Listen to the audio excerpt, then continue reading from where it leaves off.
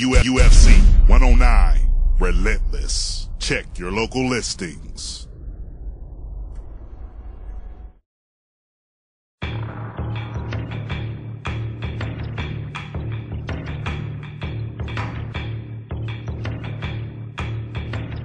For Paulo, fighting in the cage is just fun and joy. But in the streets, he fights for life. That's where the real danger is. In addition to being one of the fastest rising stars in the UFC, Paulo Thiago is also a member of BOPE, an elite special operations battalion in the Brazilian military police. When society needs help, they call police. When police needs help, they call BOPE.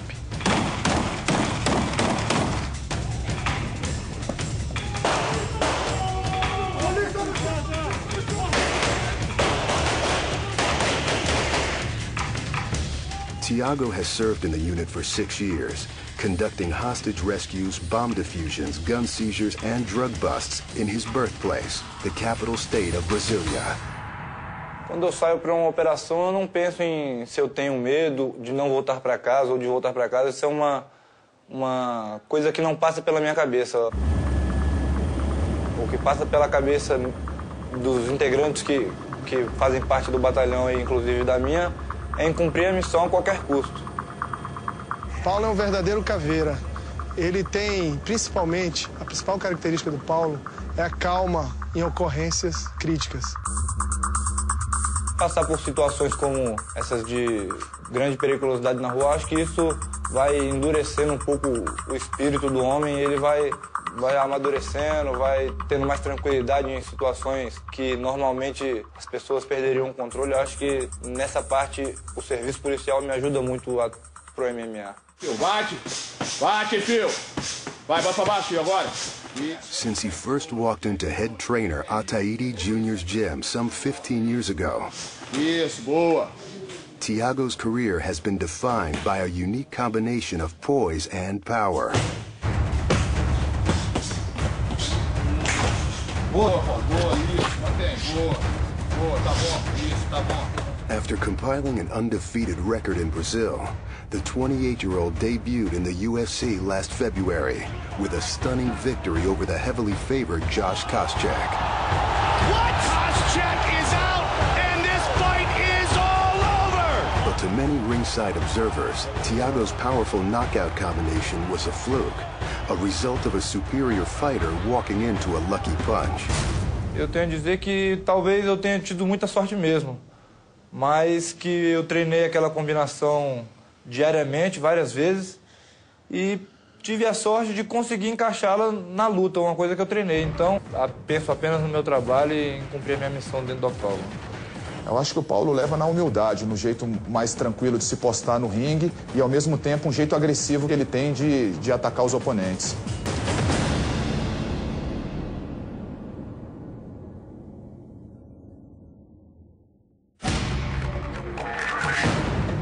Coming up, Mike Swick enlists Thiago. To the outside world, we might have some superstars at our gym, but to us, there's no superstars.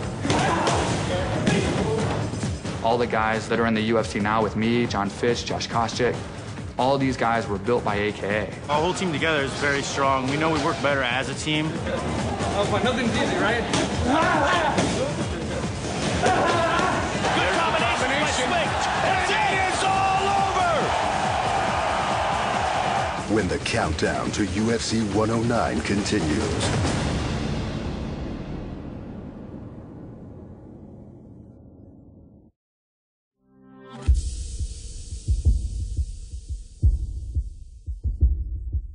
It may seem like a typical morning at Mike Swick's home in San Jose, but the past month has been anything but. Just over a month ago, a knee injury forced Swick's teammate Josh Koscheck to pull out of his rematch with Paulo Thiago. Soon after, Swick's phone rang. So when I got the call for this fight, I was in the kitchen, and I was like, wow, it was obviously, short notice fight and a big fight, and of course I'm gonna take the fight. So I was gone. I mean, I literally left within 30 minutes And I spent the day just killing myself at the gym. I went on a run, I did mitt work, and then I grappled. And I mean, I only had a few hours left in the day, and it's been nonstop ever since. That are in the UFC now with me, John Fitch, Josh Koscheck, Cain Velasquez, all these guys were built by AKA. We're like a big fight factory. Yeah, there's a big bond between us, and me, Fitch, and Koss, especially with all being welterweights, we've really helped each other out a lot. So it's cool because you're kind of going to battle, and you got your whole crew behind you, and not a day goes by that I don't get an email or the media doesn't ask when we're gonna fight, would we fight, and it's just we can't address the question until it's there. But I mean, as far as us fighting, if the people really want to see us fight, they can come to our gym Monday, Wednesday, and Friday, and they can pretty much see a UFC fight. I mean, we spar really hard. Swick's team at AKA has circled the wagons to prime him for the Thiago bout after a hard-fought loss last November to fellow contender Dan Hardy. I think what's made this fight so hard to swallow is I'm 100% confident still that I'm the better fighter. And that's something that's really tough to deal with, and I give Hardy all the credit in the world. I think he's a great guy and a great fighter. I mean, he fought a great fight, and you can't take nothing away from him. Dan, the Outlaw Hardy! You're only as good as your last fight. You lose a fight, you drop way out of sight. You come back and, you have a spectacular performance, you might be right back in the hunt. Mike Swick wants to win the belt, and he's got to fight these kind of guys, get them out of there so that he can say, hey, I'm ready for it now, bring it on, I fixed my holes, and let's go. I do got a lot more at stake than Randy in this fight. All the accolades he's gotten, he deserves. But I want some of that. Once the cage is locked, the friendship, the respect is out the door. You have no choice but to try to take his head off. Randy Couture needs this win because he's a fierce competitor, but Mark Coleman needs this win a lot worse than Randy Couture does.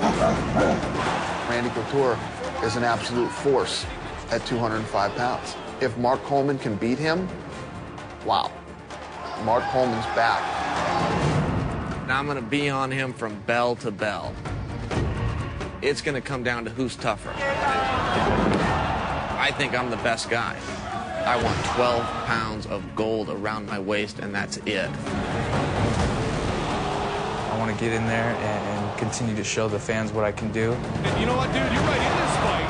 I can defend his takedowns, and I can take him down. But my striking's way better. My ground's way better. If he takes me down, I can submit him. Any chance I get, I'm going to finish this fight.